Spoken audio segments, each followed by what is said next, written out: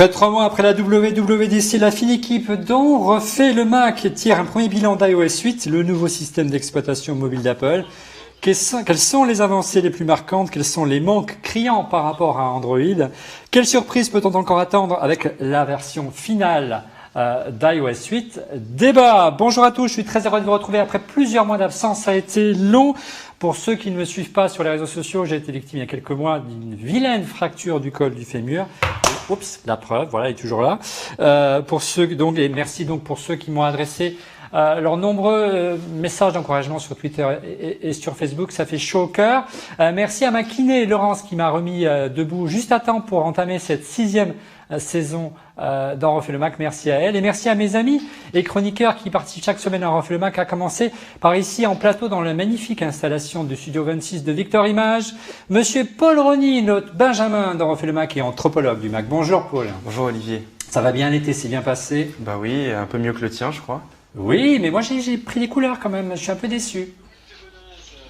Bah, moi aussi, mais bon, je fais ce que j'ai pu. J'étais pas aussi dans le sud que toi. Un peu plus au nord. En duplex, pas très loin d'ici de Boulogne, depuis la tour de TF1 et de LCI, Cédric Ingrand de la chaîne Info. Bonjour Cédric, comment ça va? Salut Olivier, il est gentil Paul, il est plein d'empathie, mais enfin faut dire quand même que tu vois, globalement le bilan de ton été est plutôt positif malgré l'infâme agression dont tu as été la victime. Oui, puis j'ai droit à un anneau en plus, donc oui, j'ai eu le temps de faire plein de choses, c'est bien. Ça va Cédric, c'était bien cet été, tu as suivi toute l'actualité d'Apple, de Google, d'Android, tu es prêt, tu as bien révisé avant les vacances?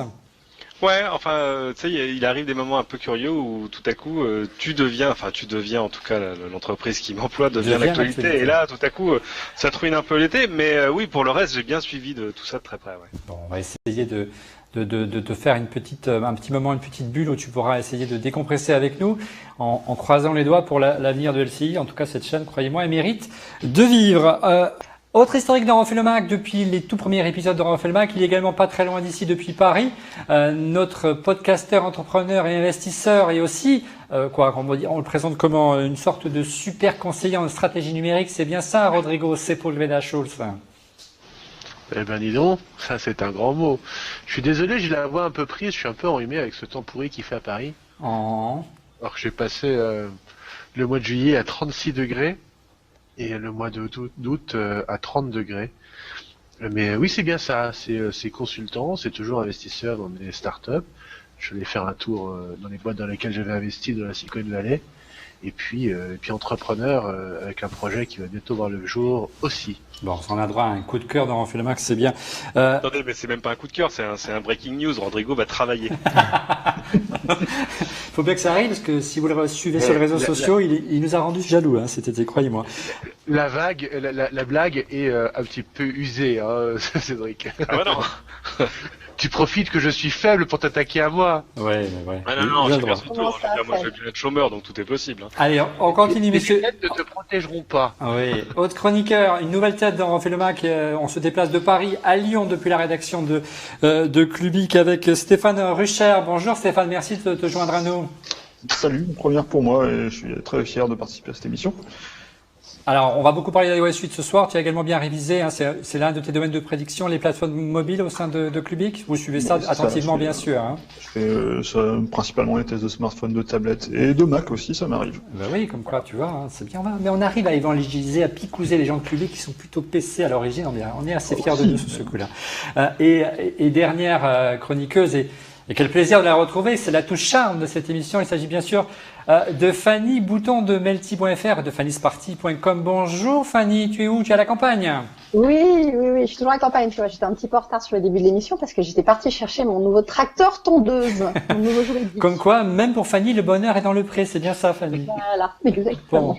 Bien, vous le savez, Fanny, c'est notre vigie du web. N'hésitez pas à réagir en direct pour ceux qui nous suivent, du moins les coulisses de l'enregistrement en ce moment sur YouTube, puisqu'on diffuse maintenant les coulisses sur YouTube. Donc soyez attentifs. N'hésitez pas à réagir avec l'hashtag ORLM en répondant, en posant vos questions ou en insultant vaillamment nos différents chroniqueurs. Si vous n'êtes pas d'accord avec eux, n'oubliez pas l'hashtag ORLM pour que Fanny en fasse la sélection sur Twitter.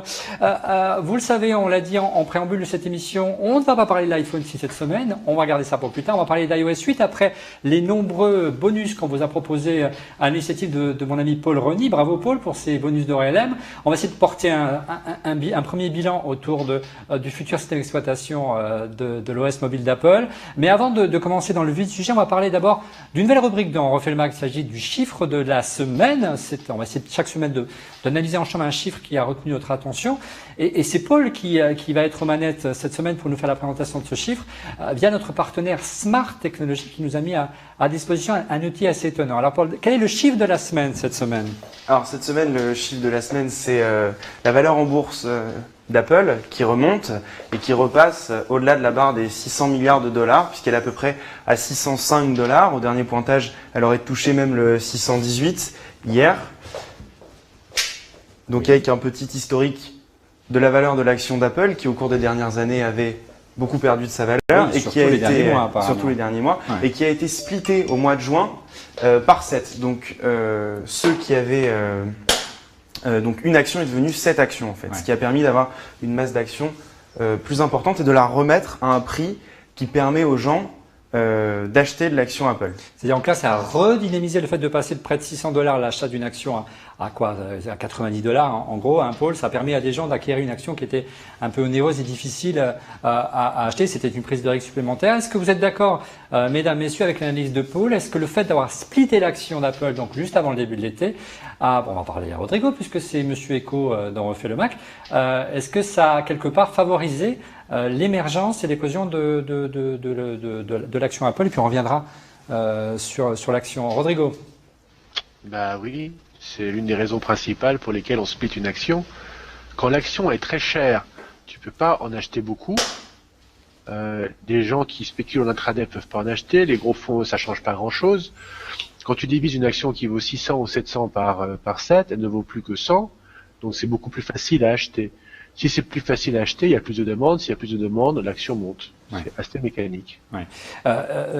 Cédric, on a suivi depuis 2005 une lente érosion de l'action Apple à chaque résultat financier, malgré de bons chiffres, notamment autour de l'iPhone. Le marché continue à sanctionner l'action Apple. Là, depuis le mois de juin, elle est passée de 90 à autour des 100 dollars. Hein. C'est bien ça, Paul. Je suis sous ton contrôle.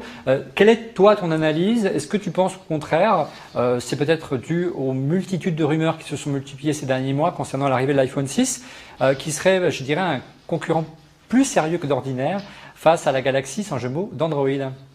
Ça fait longtemps qu'on est dans une espèce de position d'attente sur les nouveautés d'Apple, donc forcément on arrive à un moment où on se dit que dans les cartons prêts à être déballés, il commence à y avoir énormément de choses. Il y a d'abord une vraie nouvelle génération d'iPhone et pas juste le ripollinage biannuel, enfin tu vois qui est normal, mais qui forcément est moins excitant en termes de nouveautés. Il y a enfin un effet de gamme sur l'iPhone et pas juste un modèle ou un modèle et demi avec le 5C, mais probablement ce plus grand modèle à écran 5 pouces et demi. Il y a l'iPad Pro dont on parle depuis maintenant près d'un an et demi, c'est-à-dire un iPad de plus de 12 pouces pour une utilisation d'entreprise. Il y a la montre, il se passe plein de choses. Tout à coup, on sent qu'on est à la veille de pas mal de choses et les investisseurs, qu'est-ce qu'ils font? Ils anticipent le mouvement en se disant, a priori, tout ça ne pourrait être que bon pour l'action. Surtout qu'en plus, les dernières rumeurs sur l'iPhone, on y reviendra probablement, c'est qu'il devrait être très cher. Et ça, les investisseurs adorent. Oui, c'est-à-dire des taux de marge qui vont faire plaisir et qui va normalement pousser les bénéfices d'Apple. Un petit mot, Paul, sur la capitalisation boursière d'Apple. Donc, Apple revient à son quasiment plus haut historique d'il y a 2 ans où Apple était la cotation la plus importante de la planète, c'est bien ça? Oui, on était à 657,97 milliards de dollars en septembre 2012, donc au plus haut historique d'Apple. On a eu une lente érosion ces dernières années et on remonte ici. De l'iPhone 5 à aujourd'hui, en gros. De l'iPhone 5 à aujourd'hui. Voilà. Et on arrive ici aujourd'hui à 605,8, 606. Et on peut penser qu'à la sortie de l'iPhone 6, on arriverait à retoucher le plus haut de l'action historique d'Apple. Alors, on ne sait pas qui est vraiment le vrai bénéficiaire de cette augmentation de l'action, Paul. Mais il y a certainement une personne en particulier qui est assez, je dirais, emblématique dans la Silicon Valley et je dirais de manière générale à Wall Street, c'est Carl Icahn, Paul. Oui, Carl Icahn qui avait fait beaucoup parler de lui parce qu'il voulait pousser Tim Cook à racheter plus d'actions. Voilà, il arrive, Carl Icahn. Voilà, il voulait pousser Tim Cook à racheter quasiment 150 milliards d'actions, ce qui est énorme. Apple a finalement quasiment été dans son sens en annonçant un rachat d'abord de 60 milliards de dollars d'actions, puis de 90 milliards de dollars d'actions. Et puis il y a eu ce split qui a dopé, donc on le voit, il était très partisan pour faire augmenter la valeur de l'action, pour pousser les dirigeants d'Apple à, comme on peut le lire sous cette citation, je suis très concerné par cela, je ne peux que vous promettre que l'action va monter, je ne peux pas vous permettre qu'ils vont faire ce rachat, mais je peux vous promettre que cette affaire n'est pas terminée. En tout cas, le garçon s'est extrêmement enrichi ces dernières semaines, ces derniers mois, croyez-moi, il a réussi son coup. Vous pensez que ça a joué également, cette intervention de Carl Icahn, ce split, il s'est sur mesure pour satisfaire uniquement l'augmentation de l'action sans forcément dépenser d'argent finalement de la part d'Apple, de racheter ses propres actions? Ce sera le mot de la fin là-dessus, Rodrigo. La loi sur les actionnaires minoritaires aux États-Unis est extrêmement précise. Il y a toute une technique de gestion de ce qu'on appelle des proxies, proxy action. Carl Icahn est un habitué de la chose, de raider des actions pour sortir de la valeur. Lui, il en a bénéficié, mais je pense qu'il en a encore plus sous le pied et qu'il va continuer à attaquer l'action Apple régulièrement. Il en a un très gros bout. Ouais. Et puis là, surtout qu'il a amassé encore pas mal de cash pour en aller enquiquiner Tim Cook. Ça va être un feuilleton qui va durer tout l'hiver, en espérant qu'il y aura d'autres feuilletons cette année que simplement les événements financiers, qu'on aura des nouveautés à se mettre sous la dent. Alors les nouveautés, on en parle enfin. Paul, vous avez eu en main, l'équipe d'En refait le Mac pour la plupart, iOS 8 entre les mains tout l'été. La bêta est arrivée quelques jours après la WWDC. Première avancée qui saute aux yeux au niveau de l'ergonomie, au niveau de l'interface. Il n'y a pas de révolution comme avait été les années précédentes et l'année dernière iOS 7, Paul. Non, aucune révolution. iOS 8 s'inscrit vraiment plutôt dans la durée et dans ce qu'avait déjà installé iOS 7, mais propose certains enrichissements qui sont très agréables, comme un centre de contrôle un peu raffiné, un centre de notification bien moins chargé, la possibilité de répondre à une notification n'importe où dans l'OS avec un simple glisser. Alors ça c'est vraiment une belle avancée. Stéphane, toi qui a vraiment le regard sur toutes les différentes plateformes, qu'est-ce que tu penses de cette avancée, de la possibilité donc de répondre à une notification, à une question sur Twitter pour en faire le Mac directement depuis l'interface de ton iPhone? Est-ce que tu trouves ça intéressant? Est-ce que tu as déjà vu ça ailleurs sur le marché? On peut comparer par exemple avec l'état de l'art d'Android, Stéphane. Alors dans Android, on avait déjà des notifications actionnables entre guillemets, mais pour ce qui est de répondre à un message, je crois que c'est vraiment au moins une implémentation assez inédite de la chose. Par contre, il y avait déjà ça sur le Mac avec Mavericks l'an dernier, qui avait déjà une possibilité donc de répondre à des messages directement depuis une sorte de notification. Mais c'est vrai que c'est quelque chose de sympa vu que ça permet d'économiser un clic et de répondre plus directement à des messages sans avoir à lancer l'application. Ouais, c'est plutôt sympa. Ouais. On l'aura compris, il y a peu d'évolution parce que le schisme a eu lieu l'année dernière concernant iOS 7, concernant l'interface. On va essayer de lister ensemble, si vous êtes d'accord, les différents points positifs et points négatifs de cette bêta, sachant qu'on espère avoir des surprises, on va en parler en fin d'émission. Les points positifs, tu me disais en préparant cette émission, Paul, c'est ce qu'on appelle handoff et continuity. En deux mots, c'est la possibilité de retrouver son environnement de travail d'une device à un autre. Handoff et Continuity, c'est deux fonctions qui se cachent sous deux noms différents. C'est d'abord la possibilité de faire fonctionner son Mac, son iPhone et son iPad tous en même temps, et aussi la possibilité de retrouver tous ces documents au même endroit, à savoir la nouvelle fonctionnalité qui s'appelle iCloud Drive. Alors on va parler dans un instant d'iCloud Drive, mais ça nous rappelle un peu quelque chose. On avait déjà un premier virage qui avait été opéré les années précédentes, où on pouvait retrouver effectivement son environnement de travail grâce à iCloud. Ça, ce qui est nouveau, c'est qu'on pourrait à terme retrouver également son travail d'autres applications qui ne sont pas des applications d'Apple. Ça, c'est une belle avancée. Oui, par exemple, à WWDC, on avait comme exemple Sketchbook ou Goodreader qui faisaient partie aussi des applications qui pourraient être entrelacées entre le Mac, l'iPad et l'iPhone. Alors concrètement, Stéphane ou Cédric qui a pas parlé encore sur ce sujet, là, c'est une vision assez différente du modèle d'Android, par exemple, qui elle, se synchronise également tous les appareils en même temps. Mais en fait, c'est les services qui sont centralisés et pas les appareils, contrairement à Apple. Oui, clairement, c'est ce qu'on a dit au moment où ils l'ont dévoilé. C'est tellement logique qu'ils le fassent qu'on se demande pourquoi ils l'ont pas fait avant. C'est-à-dire arriver à rassembler son écosystème dans un environnement, on va dire homogène entre les applications, et puis même pour des questions bêtes, c'est-à-dire que tu es sur ton Mac et tout à coup tu reçois un SMS sur ton iPhone, le SMS s'affiche aussi sur ton Mac. Tu peux enfin répondre à un SMS sur ton Mac. Tu peux prendre un appel sur ton Mac qui arrive sur ton iPhone ou l'inverse. Bref, voilà, arriver à faire en sorte, on n'est pas encore au moment où Apple va rassembler tous ces systèmes en un, où on n'est pas au moment de la fusion annoncée pour un jour peut-être, probablement, de macOS. Voilà à l'écran, la possibilité, Cédric, de téléphoner. Ouais. C'est l'une des démonstrations phares de cette WWDC où il appelle Dr. Dre. Et ça, effectivement, c'est vraiment une avancée intéressante. Stéphane, de ton côté, tu as vu l'équivalent de ce genre de fonctionnalité dans d'autres environnements concrètement ? Alors, on avait déjà quelque chose un petit peu ça rappelle un petit peu ce qu'on avait déjà vu sous WebOS, il me semble, quelque chose d'assez similaire. Mais ne lancez pas Paul sur WebOS, soyez. Voilà, j'étais là. Mais non, effectivement, ce qui est intéressant, c'est que je crois que c'est la première fois qu'on a vraiment ce type d'interaction aussi développé à la fois sur une plateforme desktop et une plateforme mobile. Ça, c'est l'avantage d'Apple là-dessus. C'est l'avantage de faire des ordinateurs et des smartphones et pas uniquement des smartphones voilà.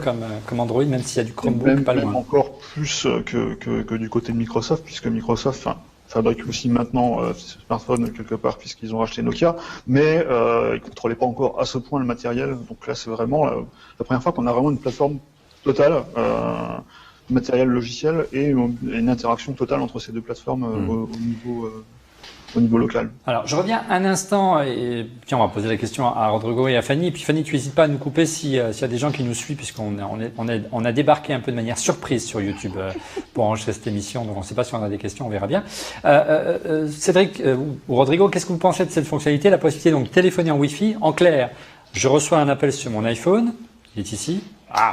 Et il débarque sur mon iPad, je peux répondre avec mon iPad, voire sur mon Mac si j'ai un Mac, tout cela en Wi-Fi. Je peux passer un appel depuis mon iPad sans décrocher mon téléphone. Et la même chose pour l'iPhone. C'est une fonction intéressante et ça laisse, je dirais, apercevoir, on ouvre une petite porte vers d'autres fonctionnalités aujourd'hui, pourquoi pas, ou demain, pardon, la possibilité de téléphoner en IP nativement depuis son téléphone et ne plus charger son forfait mobile. Donc en clair, de plus utiliser des solutions comme Skype ou Viber. On téléphone en IP avec son numéro de téléphone d'iPhone. Vous y croyez à ce scénario? Il y a beaucoup de rumeurs autour de ça ces derniers temps. Alors, ça m'inspire trois choses. La première, en tant qu'utilisateur, très souvent, en milieu de journée déjà, mon iPhone est vide. Mon iPad étant plus grand, j'ai une batterie plus longue, donc je vais enfin pouvoir passer des coups de fil ou recevoir des coups de fil en fin de journée, en particulier quand j'ai oublié ma batterie portable. Donc c'est très bien. La deuxième, c'est que ça fait extrêmement longtemps que la voix n'est plus qu'un applicatif parmi d'autres par-dessus Internet. Internet, le réseau mondial.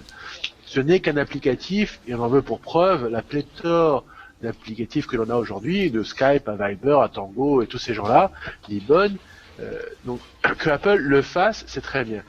Mon troisième commentaire concerne plutôt la pieuvre Apple, qui a déjà 500 millions de comptes de cartes bancaires sur lesquels on peut acheter avec son pouce maintenant, on met juste son empreinte digitale.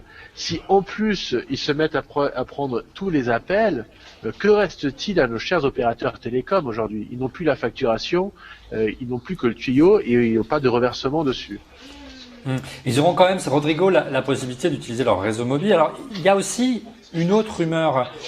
Et on m'a glissé dans l'oreillette que cette rumeur pourrait être fondée, que les prochaines générations d'iPhone auraient la possibilité non seulement de téléphoner en Wi-Fi, mais également en 4G avec l'accord de l'opérateur qui vous sera vendu, bien sûr, votre abonnement. Il faudra dire qu'il accepte ou pas dans les conditions d'utilisation. Tu crois à ce scénario selon lequel, Cédric, on aura la possibilité de téléphoner non pas via son réseau téléphonique classique GSM, mais en 4G, ce qui n'est pas inintéressant finalement, contrairement à ce que dit Rodrigo, pour les opérateurs. Mais le GSM, c'est de la 4G. Sur la 4G, c'est d'ailleurs plus compliqué. Tu n'utilises plus le réseau voix, tu utilises le réseau data. C'est le cas déjà pour la 4G.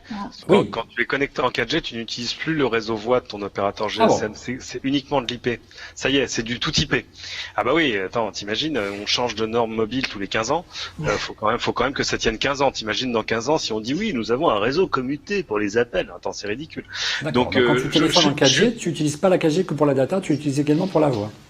Ouais, je suis prêt à être démenti là-dessus, mais il paraît que c'est ça qui pose des problèmes de capacité utilité. C'est peut-être ce qui explique que l'iPhone 5, par exemple, qui était 4G pour la première fois, offrait une meilleure qualité de son, c'est ça? Ah, ça, c'est une excellente question, je ne sais pas. Et puis, ça doit dépendre aussi des opérateurs et des fréquences. Mais l'idée, est-ce que ça va pas faciliter les opérateurs à abandonner leur réseau traditionnel GSM, qui est déployé depuis des années, et le reconvertir en réseau 4G et favoriser l'émergence de la 4G dans sur certains réseaux qui n'étaient pas très développés, tout simplement, puisqu'on va reconditionner ce qu'on appelle le farming, c'est qu'on va reconditionner des réseaux existants pour le transformer en réseau 4G, puisqu'on n'a plus besoin de la voix. Ça vous laisse sans voix, c'est qu'à le dire. Bah oui, enfin de toute façon c'est la marche normale de l'histoire. Si aujourd'hui tu as des antennes 2G, tu as envie de les transformer en antennes 4G. Enfin tu vois, ça paraît ça se fera avec sans Apple. Enfin c'est pas là Apple a presque pas à voix au chapitre. Enfin tu vois, c'est si t'es opérateur. On aura, je pense, le fameux l'histoire, et surtout que j'avais eu Mystorix il n'y a pas très longtemps au téléphone, il y avait des choses intéressantes à nous dire là-dessus, mais on laissera le temps de revenir de vacances pour nous expliquer ça, parce qu'il est encore en vacances, le bougre. Oui, Fanny. Question qui correspond à la suite de ton conducteur. Oui, allons-y. Il y a Alexis Vautier qui voudrait savoir vis-à-vis d'iOS 8 si on a des infos sur le nouveau pricing de iCloud avec Dropbox. Alors iCloud, c'est l'autre des grandes innovations. On va se calmer sur les mots. C'est l'une des innovations intéressantes, Paul, de cet iOS 8, la possibilité d'avoir un vrai disque dur virtuel sur son c'est pas iCloud, c'est iCloud Drive qui est vraiment intéressant, et les prix sont très intéressants puisque 20 Go pour 99 centimes par mois et 200 Go pour 4 € par mois. Voilà, c'est-à-dire que là, il est enfin possible de retrouver un vrai disque dur virtuel comme autrefois avec l'iDisk. On ne stocke plus que les deux, pas non seulement les documents au format Apple, mais tout type de documents. Stéphane, est-ce qu'aujourd'hui, ça a été un vrai pavé de la mare, ce qu'a fait Apple avec cette tarification assez agressive? On sait qu'Apple a beaucoup pêché dans le passé par ses services cloud et par la tarification. Est-ce qu'il y a eu une réaction sur le marché du côté des leaders? Pavé dans la mare, je dirais que c'est peut-être un grand mot, parce que je pense que c'était Apple qui était plutôt en retard au niveau de tarification par rapport à oui, c'est bon qu'on puisse dire. Comme Dropbox. Maintenant, effectivement, la concurrence bouge aussi. Il y a Dropbox qui a annoncé de nouveaux tarifs. On a maintenant 1 Tera pour 9,99 $. C'est la même chose en euros.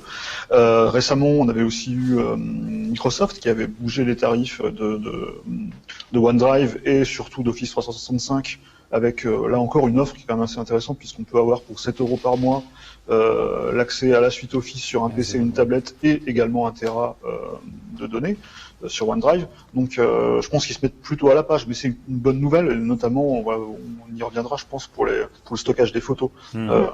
Et aussi pour la sauvegarde, pour les sauvegardes en ligne d'iCloud qui reste quand même un gros avantage d'iOS. Et là l'espace gratuit était vraiment insuffisant, et je pense que cette nouvelle offre de 20 gigas va déjà permettre de satisfaire pas mal de monde. Oui, surtout que c'est vrai qu'ils ont beaucoup pêché, on l'a dit, c'est assez cher le stockage iCloud, ne fût-ce que dès qu'on veut sauvegarder ça coûte un bras.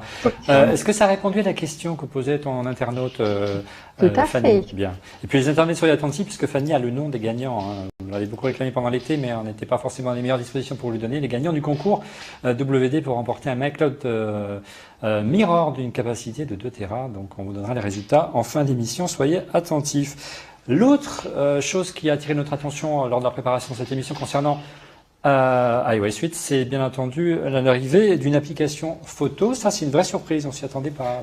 Non, mais en même temps, on s'y attendait pas, et on savait que l'application iPhoto qui était sortie sur iOS avait jamais vraiment réussi à percer, qu'elle était complètement décalée par rapport à l'application iPhoto d'OS 10. Il y avait quelques années.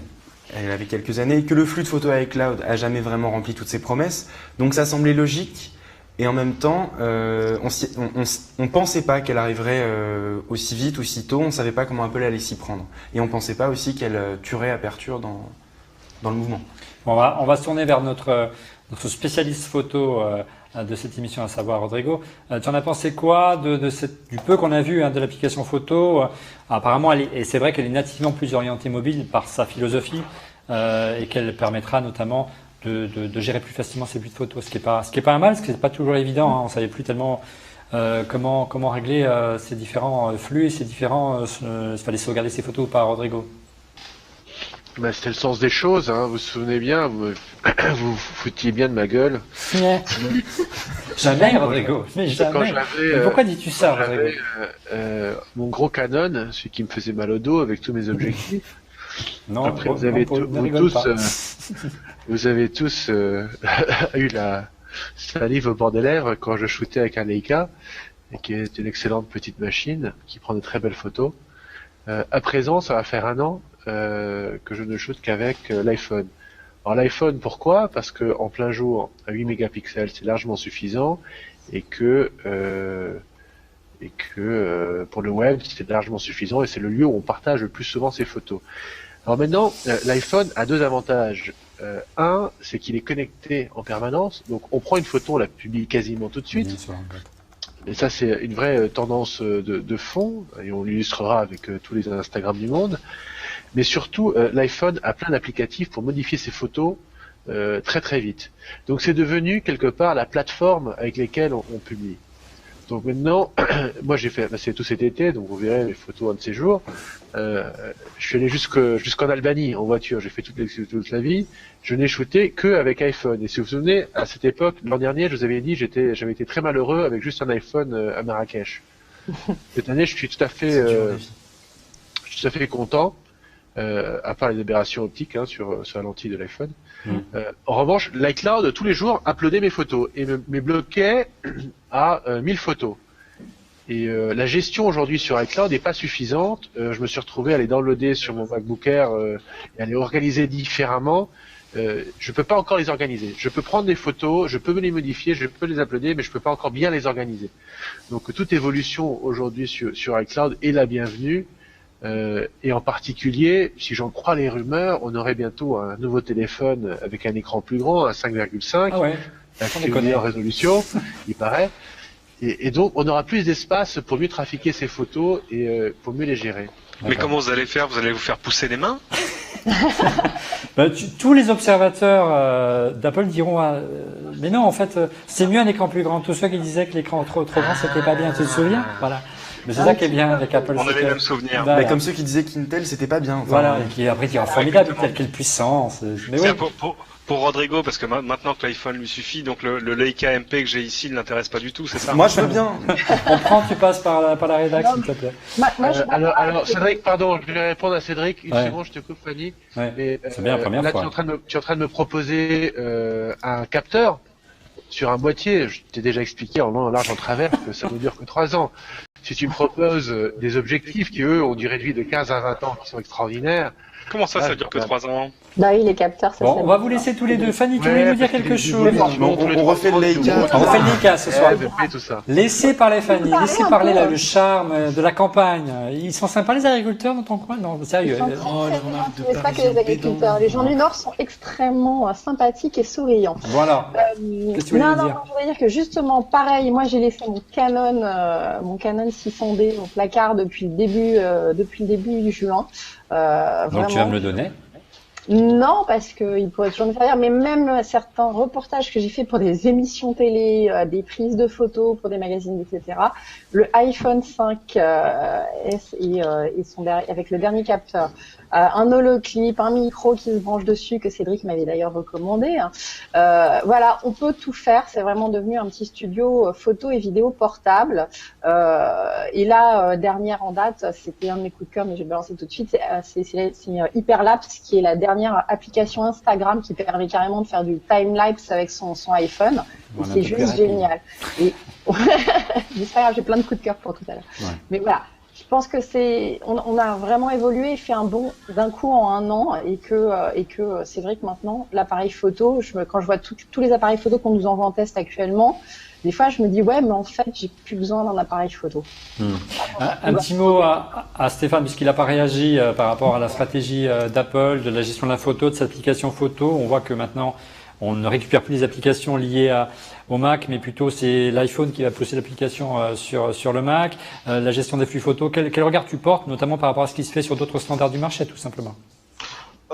Je pense qu'il y a vraiment une évolution qui était attendue. Je pense vraiment que le modèle d'iPhoto était un petit peu aussi bien sur Mac que sur iPhone d'ailleurs, était plutôt usé. Moi, personnellement, par exemple, l'iPhoto, c'est une application que j'ai jamais vraiment utilisée parce qu'elle était pas préinstallée d'ailleurs. Hein. Parce qu'elle n'était pas préinstallée et en plus, c'est une application qui complète l'application photo qui était déjà, elle est très très rudimentaire mais qui était déjà présente.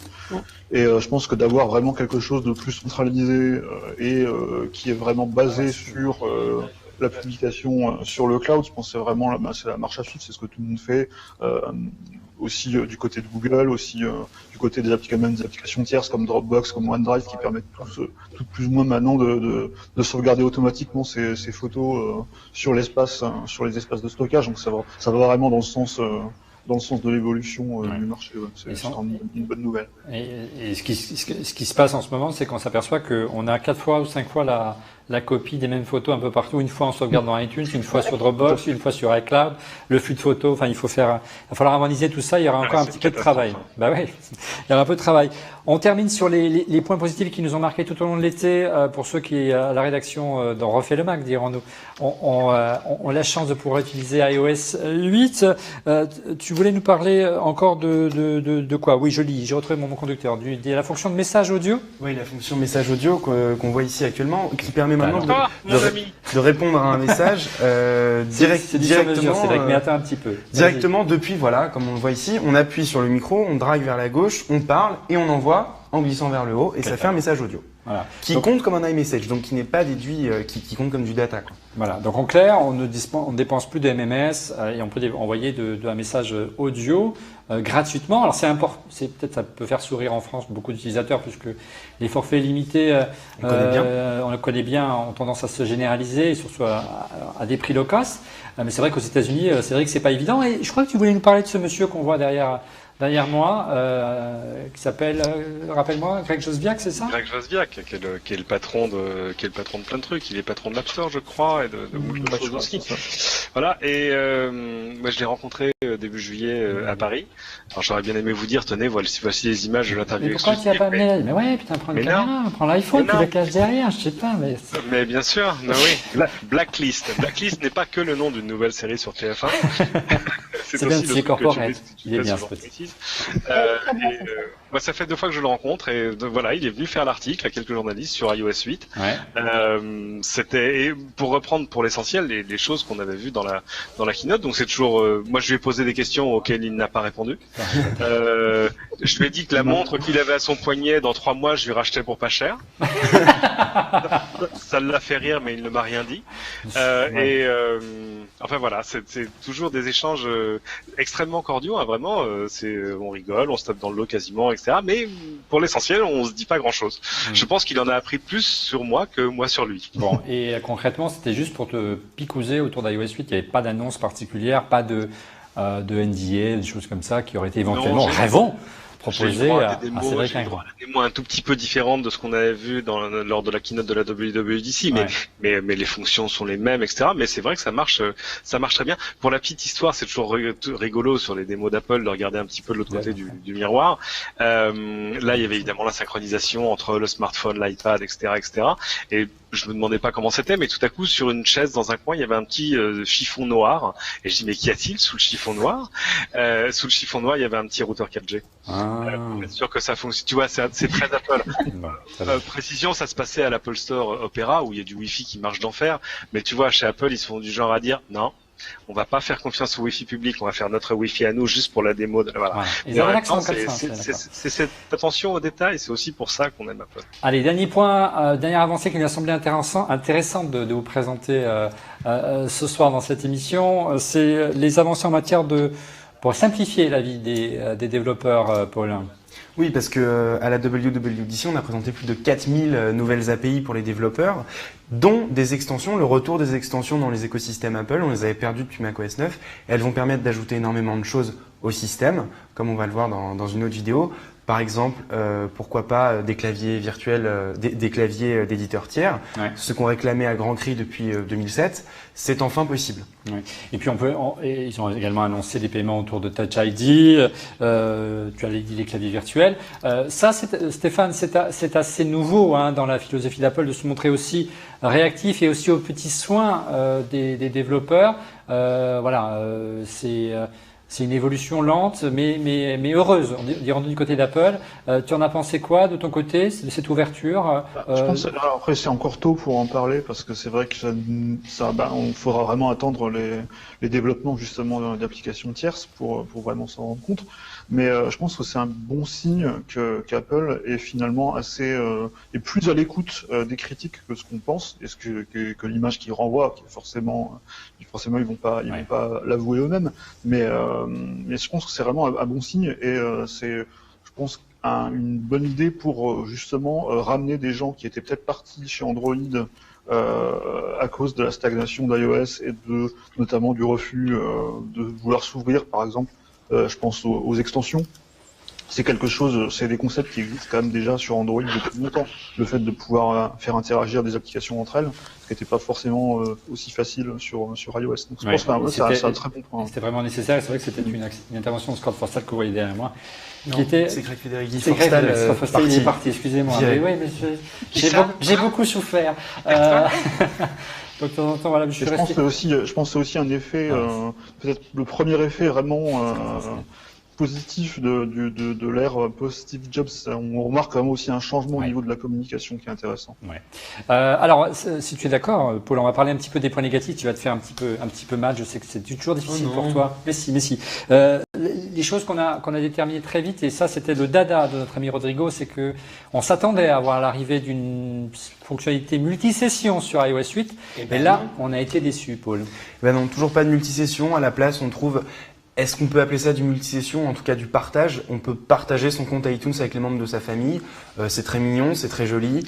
Ça permet à tout le monde d'utiliser le même compte iTunes et de partager les applications, la musique, les livres. Mais ça ne solutionne pas le problème qui est que Apple, dans le fond, veut faire acheter un iPad à chaque membre de la famille. Veut imposer un appareil pour chaque membre de la famille. Rodrigo, ta réaction? Scandale? Que veux-tu que je te dise? Je suis très cohérent avec moi-même depuis toujours. Tu te souviens, je l'ai répété déjà au moins 3 fois, quand on était sur cette très belle émission qui s'appelait French Connection sur LCI Radio.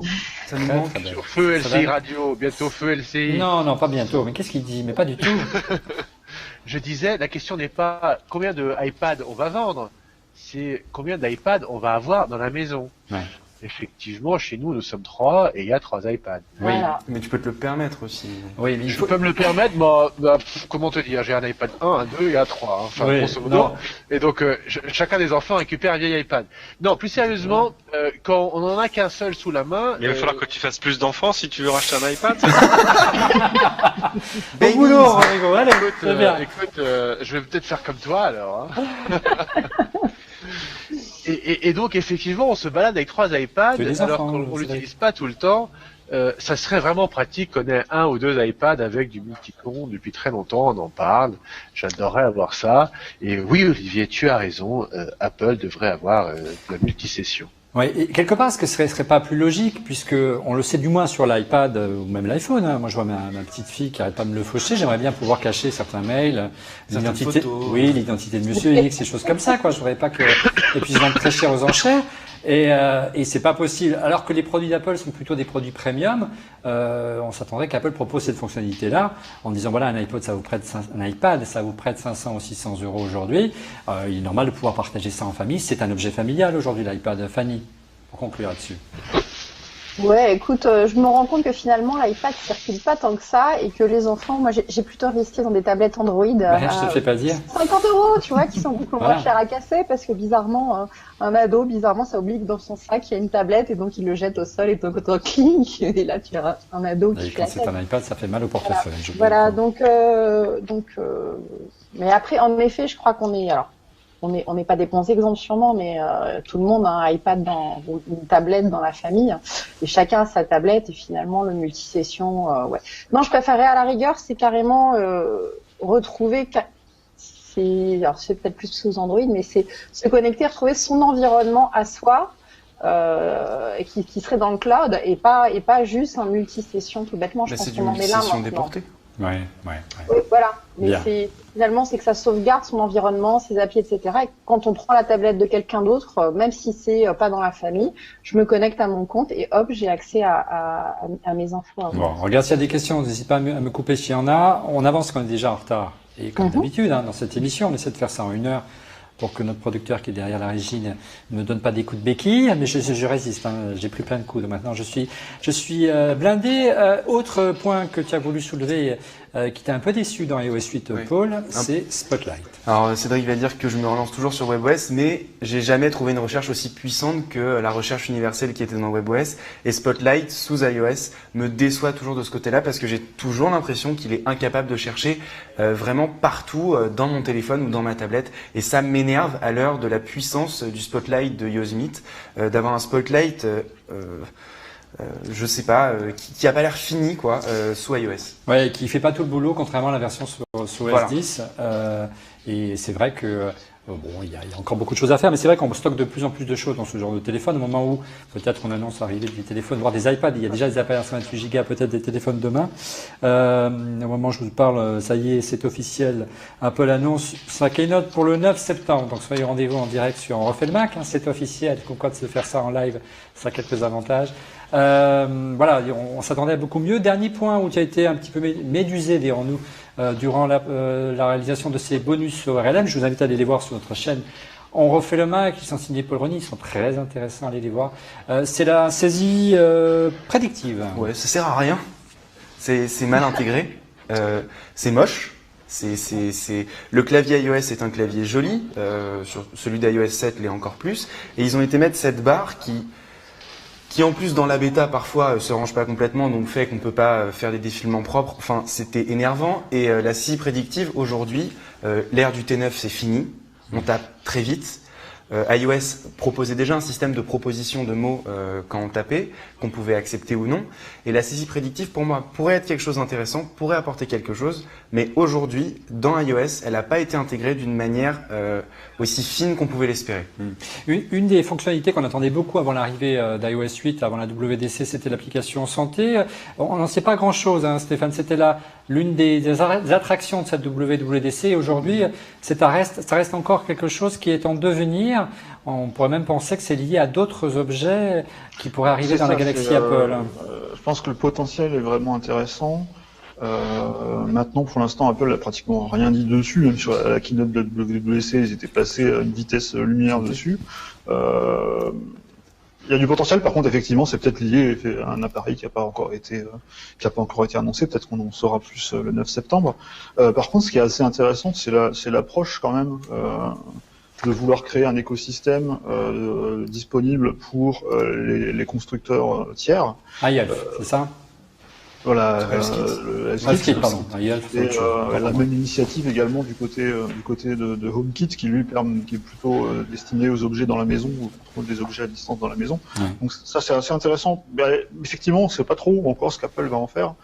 Et pareil, c'est disponible dans la bêta. Moi, quand j'avais testé, c'était même en anglais encore. Et donc effectivement, on n'a pas trop pu en tirer encore quelque chose. Mais je pense qu'il faut garder un œil dessus. Ouais. Oui, et puis surtout dans la perspective d'une arrivée potentielle d'une montre connectée, que la rumeur prédit depuis plusieurs mois. On n'a rien vu transpirer en termes de composants, alors que tout au long de l'été, on y reviendra la semaine prochaine. L'iPhone 6 est arrivé en puzzle quasiment sur Internet. On va essayer de reconstituer le puzzle la semaine prochaine. Ce qui laisse à penser peut-être que la montre n'arriverait pas tout de suite, peut-être annoncée prochainement, mais ou qu'elle est fabriquée aux États-Unis, ou qu'elle est fabriquée aux États-Unis ou en Suisse, puisque c'est une montre de rêver. Dernier point concernant iOS 8, il y a eu beaucoup d'annonces lors de cette WWDC. Souvenez-vous, en juin dernier, il y a eu peu d'annonces par rapport aux entreprises. On sait que Steve Jobs avait une vision assez particulière pour mesdames, messieurs, pour évangéliser les entreprises, c'est de dire c'est simple, c'est le consommateur qui choisit. Donc si les gens utilisent chez eux l'iPhone ou l'iPad, ils vont convaincre leur directeur informatique d'en acheter. Apparemment, ça a touché ses limites parce qu'il y a une annonce surprise qui est intervenue cet été, je crois, mon cher Paul. Et oui, Apple a annoncé un partenariat avec IBM. Alors c'est pas la première fois qu'il s'allie, mais là, ça nous fait quand même sourire. Oui, IBM qui était l'ennemi d'Apple lors de sa création. Ouais. Et on a retrouvé une photo qui, je pense, va vous faire très plaisir. Tu me vois maintenant. Bon. Non, je parle aux gens. Ah bon, d'accord. Voilà. Ah oui, d'accord, ça montre le niveau un Steve Jobs très jeune, ouais, ça ne rajoute plein pas. d'entrain. Ouais. Alors, blague à part, Stéphane, cette annonce, elle est véritablement intéressante et une prise de conscience que Apple a aussi besoin de s'attirer les faveurs des entreprises de manière un peu plus sérieuse que simplement dire on fait des produits cool, donc à la télé. Ce qui est intéressant en plus dans cette annonce, c'est que finalement, Apple continue de son côté à vraiment cibler le grand public par ses produits, mais se repose sur IBM. C'est assez malin, je trouve, comme initiative. Et faut aussi ajouter un autre élément à cette annonce, c'est également la disponibilité récente d'Office sur iPad, qui est aussi quelque chose qui pourra, je pense, également favoriser l'adoption d'iOS en entreprise. Oui, c'est l'une des premières décisions. On ne sait pas si elle a été prise avant ou après, suite à l'arrivée de Satya Nadella, le nouveau PDG. Voilà. Mais c'est amusant de voir effectivement comment les choses changent et comment les ennemis comme quoi, se retrouvent. En matière de technologie, les positions ne sont jamais acquises. Donc c'est un éternel recommencement. Allez, le mot de la fin concernant le IBM, Cédric, ça m'intéressait d'avoir ton opinion. C'est assez logique, ça reprend d'ailleurs des choses qu'on disait tout à l'heure sur l'opportunité par exemple de faire du multisession sous iOS, qui est quelque chose de très important si tu fais des choses en entreprise, parce qu'il faut une session administrateur et une session utilisateur sur ta machine. Bref, il y a plein de choses à faire dans le monde de l'entreprise, et c'est vrai que même en termes de perception, aujourd'hui quand tu dis Apple, tu parles d'une marque grand public. Tu parles d'une marque grand public qu'on retrouve de fait dans les entreprises, mais qui est quand même d'abord une marque grand public. Et je sais que pendant longtemps, tous les gens d'entreprise se plaignaient parce que déployer des systèmes d'entreprise sur iPhone, c'était très compliqué. Même sur Mac, c'était finalement pas si simple que ça. Donc oui, il y a un énorme marché à prendre, surtout de gens qui sont sensibles au prix, mais qui savent ce que c'est d'amortir une machine en 3 ans et pour lequel le coût est finalement quelque chose qui s'engloutit assez simplement et qui passe derrière l'usage. En tout cas, on ne sait pas si les entreprises vont être sensibles aux arguments d'IBM. En tout cas, il y a des entreprises qui se sont pas mal développées ces dernières années à l'initiative d'Apple, puisque c'était un peu une rubrique un peu surprise d'Apple qui est apparue cet été sur le site d'Apple. Paul, c'est les retombées en termes d'emploi générées par l'arrivée d'Apple ces dernières années en Europe. Tu peux nous en dire un petit mot ? Oui, on a trouvé cette rubrique sur le site d'Apple. Donc 629 000 emplois créés ou favorisés par Apple en Europe. Alors majoritairement, c'est des emplois soit dans le secteur du développement, soit dans la vente, donc Apple Retail. Et on a également ces autres chiffres, 497 000 emplois directement imputables à l'App Store, donc à la création d'applications ou à la gestion de l'App Store. 132 000 emplois directement ou indirectement favorisés par Apple en Europe. On pense plutôt aux Apple Store dans ce cas-là. Ouais. 116 000 emplois créés dans d'autres sociétés en Europe grâce à la croissance d'Apple. Donc c'est assez énorme. Et 16 000 salariés Apple en Europe. Ouais. Ensuite, on a cette petite carte où on voit qu'en Allemagne, il y a 52 200 développeurs potentiels. Chez nous, on est à 30 000. En Angleterre, on est à 61 000. Enfin, en Grande-Bretagne, au Royaume-Uni. On est dans les pays, donc c'est les 3 pays où il y a le plus de développeurs en Europe. Il y a l'Italie aussi. Enfin, on voit que ça bouge autour d'Apple et que Apple veut peut-être pas donner bonne conscience, mais montrer qu'elle fait quelque chose pour l'emploi dans une Europe qui est plutôt en crise. Ouais. On sait qu'Apple essaie aussi de redorer un petit peu son image, qui a été très décriée pour ses délocalisations dans le passé. Il y a ça de beaucoup d'entreprises high-tech. Donc c'est certainement une manière de redorer son blason. Mais qu'est-ce que vous en pensez brièvement et très brièvement, parce que je voudrais qu'on clôture rapidement cette émission, si vous êtes d'accord, de ces chiffres concernant l'attractivité de l'App Store. Si aujourd'hui Android reste de loin le système d'exploitation dominant, est-ce que vous pensez que pour un développeur, développer sur l'App Store ou sur iOS reste encore un avantage en termes de retombées financières, en termes de bénéfices? On gagne plus d'argent à développer une application iPhone qu'une application Android. Est-ce que ce modèle-là est encore vrai selon vous? Un petit mot peut-être avec Stéphane ou Cédric. Je pense que le modèle est encore très attractif aujourd'hui. Il est quand même en train de changer parce qu'on a quand même de plus en plus d'applications soit de gratuites, soit de freemium qui viennent un peu changer la donne, mais je pense quand même d'autres modèles économiques, oui. D'autres modèles économiques et malgré le fait également que Android, je crois qu'il y a quand même une croissance des revenus générés par oui. Android, mais on reste quand même, je pense, assez loin des chiffres générés par les applications payantes sur iOS. Cédric, pour conclure ta réaction. Le modèle même du marché de l'application est en train de changer, c'est-à-dire qu'on s'aperçoit que les applications payantes ont de plus en plus de mal. En revanche, les applications gratuites qui font de l'in-app purchase, elles cartonnent. L'argent, il se trouve là.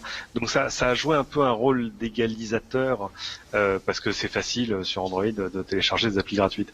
Et je sais pas, j'ai vu un graphique cet été justement sur le fait que en termes de revenus par application, en termes de revenus pour les développeurs, les courbes sont en train de se croiser, et c'est quelque chose qu'on comprend maintenant quand on voit certaines applis qui sortent, pourtant qui seraient des choses tellement logiques pour iOS, mais dont finalement les nouvelles versions, même de trucs très à la mode, je pense à Secret, je pense à d'autres choses, sortent d'abord sur Android. Il y a un effet de nombre, et on revient sur la seule question à laquelle je n'aurai jamais de réponse sur Apple, c'est quel est leur part de marché minimum acceptable dans leur tête, parce qu'à un moment ça pose des problèmes d'écosystème. Lors du dernier trimestre fiscal qui a été publié au mois de mai, au mois de juin, je ne me souviens plus, c'était un petit peu sous traitement, dirons-nous, donc je n'avais pas la tête à moi. Il y avait autour de 11 à 12% de part de marché au niveau mondial pour iOS pour le 4e trimestre fiscal de mémoire. Si je me trompe pas, vous me corrigerez si je me trompe. Donc ce sera le terme de cette émission concernant le débat. On va passer tout de suite au résultat de notre concours pour remporter l'un des 2 disques durs WD My Cloud Mirror d'une capacité de 2 Tera. Fanny, est-ce que tu as les 2 gagnants des gens qui ont participé lors de notre dernière émission en juin dernier, lors du live? Il y a un gagnant qui a été le plus rapide à répondre et puis un autre qui a été tiré au sort, je crois. Alors oui, déjà la réponse était 4, 6 et 8 téraoctets. Beaucoup de gens ont donné de mauvaises réponses, malheureusement. Ouais. Soyez attentifs, pourtant on l'a donné la réponse durant l'émission. Et donc le gagnant le plus rapide, ça a été Luz Taro, c'est L Taro, et celui qui a été tiré au sort, c'est Olivier Roure, alias @Orour. Voilà, n'hésitez pas à prendre contact via le mail olivier@onfaitlemac.com et envoyer vos noms et coordonnées, adresse postale pour qu'on vous envoie, pour que WD vous adresse ce WD My Cloud Mirror. Voilà, on arrive au terme de cette émission. Pas tout de suite, presque, puisqu'on a d'abord une rubrique phare de l'émission préférée de Rodrigo, à savoir les coups de cœur. On commence tout de suite par notre ami Cédric. Je vais vous parler d'un nouvel appareil. Moi, tout l'été, j'ai passé pas mal de temps sur les routes. Rien comparable avec Rodrigo, qui lui est à 2 poids il a 2 doigts de passer son permis super lourd. Et tu vois que tous les gens finalement utilisent leur smartphone, évidemment pour la navigation, mais pas seulement, parce qu'évidemment tu regardes, t'as ton Google Maps ou ton Maps ou ton ce que tu veux du coin de l'œil, mais t'as tes messages, tes notifs qui arrivent, c'est pas bien, il faut pas regarder ça quand on conduit. D'où Navdi, start-up californienne, qui a inventé ce petit appareil. Regardez, en fait c'est un appareil de toute beauté qui fonctionne sous Android, mais qui fonctionne avec n'importe quel smartphone. Il est connecté à n'importe quel smartphone. Ouais. Il va vous permettre d'avoir vos notifications. Il y a d'un côté des applis native de la navigation, de la messagerie, que sais-je encore, avec un petit projecteur pico laser, ce qui fait que quelles que soient les conditions de luminosité, ça fonctionne. Mais vous aurez aussi toutes les notifications qui feront que vous pourrez laisser tranquillement votre smartphone dans la poche ou dans le sac à main. Économiser des points sur le permis. Et continuer à utiliser tout ça en gardant les 2 mains sur le volant et les yeux sur la route. C'est pas mal, ça s'appelle Navdi, ça va coûter aux alentours de $300, je crois. C'est évidemment, encore une fois, sur Kickstarter. Merci Cédric. Du côté du spécialiste de cette émission concernant les coups de cœur, Rodrigo, tu as, je crois, 3 coups de cœur ce soir, à commencer par, je crois, un petit jeu Boom Beach, c'est ça? Ouais, moi je suis encore un petit peu en vacances, donc... J'aime bien, un petit peu, c'est bien de préciser. Ouais. Non, mais j'ai beaucoup joué, j'ai beaucoup... Pardon Cédric, une remarque peut-être. J'ai beaucoup joué à Boom Beach cet été. Ouais. Boom Beach, ça va vous rappeler Clash of Clans. On a vu la pub pour le mondial de foot. Ouais. Ça tombe bien, c'est la même boîte qui les fait, Supercell. Si vous vous souvenez, on avait parlé de SoftBank qui avait investi pour la moitié de la boîte $1,5 milliard. C'est très rigolo, c'est à peu près le même principe. C'est entre un Tower Defense et un jeu d'action. Voilà, faut aller envahir des îles. Ça grandit. Alors, comme évidemment, le business model, c'est qu'il faut payer pour acheter des diamants, et que moi je paye pas. Ça dure très très longtemps. Donc, ça fait 2 mois que je joue à ça. Je suis niveau 22, mais je sens que je vais bientôt m'en lasser. Bien. Autre coup de cœur du côté d'une application pour Mac cette fois-ci, Rodrigo. Et ouais, alors, moi, vous savez, pendant les vacances, Cédric, les vacances, moi, je prends la voiture. Non, c'est un private joke, désolé. Je crois que pour les vacances, je vous bats tous. Comme ils disent dans l'île de Beauté, j'écoute la radio locale. Oui, RCFM, Radio Corse Fréquence-Mort, oui. J'étais pas là, j'étais ailleurs. Ouais. Je vous recommande énormément Radio Albanie, c'est vachement bien. Oui. Ça fait sur le chemin de Tirana, c'était très drôle. Ouais. Et parfois il y a des morceaux sur la radio locale que je ne connais pas et donc j'utilise depuis toujours Shazam sur mon mobile. Mais Shazam vient d'annoncer la version OS 10 pour votre Mac de Shazam que vous installez, ça tourne en tâche de fond et quand vous regardez la télé, quand est-ce que vous travaillez, quand c'est un truc, automatiquement il vous détecte les musiques qui sont autour de vous, c'est très rigolo. Donc maintenant Shazam n'est pas que mobile, mais aussi sur le web. Allez, dernier coup de cœur Rodrigo, je crois que tu nous as réservé encore une petite pépite pour terminer cette émission. Mais ouais, tu sais que je suis quand même le dernier arrivé à toutes les soirées. Je suis le mec le plus en retard du monde. Et alors il paraît que dans l'univers Android... Même pas vrai, parfois il arrive en premier. Oui, simplement le lendemain. Mais on s'évanouit quand ça arrive. Genre. Alors c'est quoi cette appli? Est-ce que la vidéo est déjà lancée? Vas-y. Ouais, mais pareil que ça existe depuis 2 ans sur Android. Alors vous savez, moi mon amour immodéré pour Android. Donc je savais même pas que ça existait. C'est un jeu qui mélange la réalité et la fiction, ce qu'on appelle la réalité augmentée. C'est un truc qui a été lancé par une start-up au sein de Google, Niantic Labs. Ça s'appelle Ingress. Vous connaissiez, vous? C'était en Grèce, c'est ça? Ouais, bien sûr. Non, d'accord. Moi, je connaissais pas. Tous les ans à Google I.O., il y a un mini stand Ingress et il y a des grandes parties qui se déroulent dans tout San Francisco. Il y a eu Google I.O. cette année. Débloquer des achievements, etc. Il y a eu une émission de Google I.O. cette année, Cédric. J'ai rien entendu, moi. En gros, de ce que je comprends, ça joue par-dessus Google Maps. Vous avez tout un monde virtuel avec toute une histoire très très compliquée.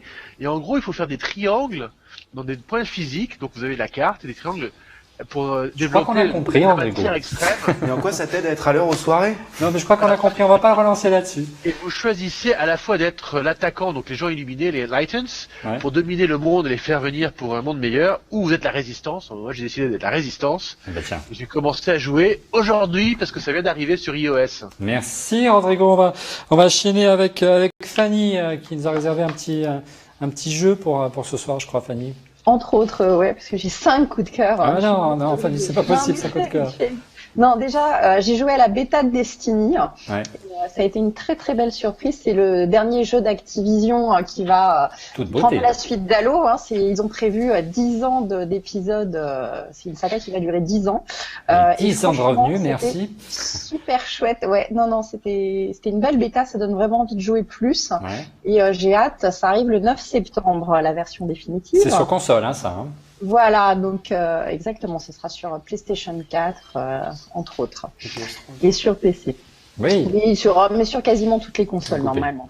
Mon deuxième coup de cœur, comme les campagnes, comme vous l'avez si bien dit, j'ai pris le temps de tester une vraie tondeuse robot sur 2300 mètres carrés de jardin. Je disais, le bonheur est dans le pré avec un truc qui se pilote avec le iPhone, etc. Alors au début, j'ai galéré à mort parce qu'il faut planter, je sais pas, j'ai dû planter 250 piquets parce qu'il faut mettre un fil tout le long du terrain.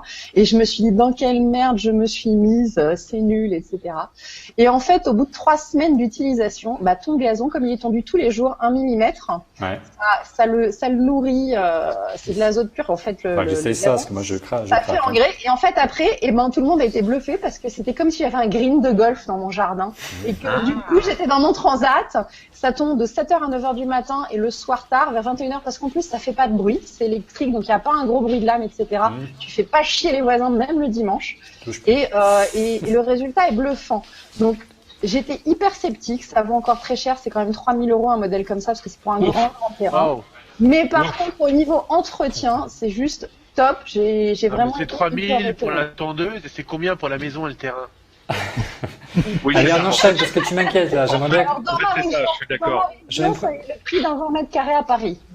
Bien. Voilà. Allez. Ça, je pense qu'il faut la budgéter au moment où tu achètes la maison et le terrain. Voilà. Du coup, tu vois, c'est un peu son douleur. Tu rajoutes 1% à ton achat. Mais moi, ça m'intéresse de très très près parce que je vais avoir le même problème. Donc. Voilà, mais franchement, ça peut valoir le détour. Valoir le détour si tu es pas fan de la tondeuse et de tous les week-ends. Alors, je vous ai déjà parlé d'Hyperlapse, je reviens pas dessus. Un film coup de cœur, le film geek de cet été, Les Gardiens de la Galaxie, pour ceux qui l'ont pas encore vu, pour les fans de Marvel, etc. J'étais pas fan du tout du comics, j'avais pas trouvé ça génial, je me demandais ce qu'il allait faire en film. J'ai passé un super bon moment. La bande son est juste génialissime, c'est que des vieux tubes des années 70 et autres, ça nous ramène loin dans notre enfance, hein. Et puis ça fait découvrir aux jeunes. Du coup, mes fils passent en boucle sur Deezer la playlist, hein, que je leur ai téléchargée. Et dernier coup de cœur, Fanny. Mais voilà, mon dernier coup de cœur. Ça, regarde. Ah ben bien sûr. C'est le petit mini drone, le Rolling Spider de chez Parrot, qui permet de faire des drophies, hein, des selfies par drone. Voilà. Indispensable. Mais c'est vrai que c'est un marché que tente d'évangéliser le Français Parrot, de créer un nouveau marché de milliers de drones. On va voir, en tout cas, c'est une initiative intéressante et on les suit depuis de nombreuses années. Paul, est-ce que tu peux essayer de me faire un coup de cœur en 3 secondes? C'est possible pour qu'on soit à l'heure? Ben non. Et oui, moi, mon coup de cœur, c'est ça, c'est DaisyDisc. C'est une application qui vous permet de scanner votre disque dur et de voir en représentation graphique, bon, là je peux pas le faire parce que ça va prendre plus de 3 secondes, de voir une espèce de tortue qui permet en fait de voir de voir votre disque dur et d'analyser ce qui pèse le plus lourd et ce qu'il vous faut supprimer pour nul, ça sert à rien. D'accord, donc en gros ça te permet en un clin d'œil via un graphique de détecter les gros fichiers et éventuellement faire le ménage plus facilement sur ton... Il y a plein d'applis qui font ça, genre Clean My Mac. Mais Clean My Mac c'est moche. Non, j'aime bien Clean My Mac, j'aime bien. De ton côté, Stéphane, un petit coup de cœur pour ce soir et pour conclure. Ouais, alors c'est plutôt une redécouverte, c'est une application que j'utilise déjà depuis pas mal de temps, c'est Pocket Cast, parce que je suis un gros consommateur de podcasts et notamment de podcasts audio. Et, aussi, c'est bien, alors, il y a beaucoup de clients qui sortent en ce moment, et ça reste mon préféré parce qu'il est déjà disponible sur Android et iOS. Podcast 4, c'est ça pour iPhone, iPad et Android. Exactement. Et en fait, il existe sur les deux. Donc, quand on jongle entre iOS et Android, c'est pas mal.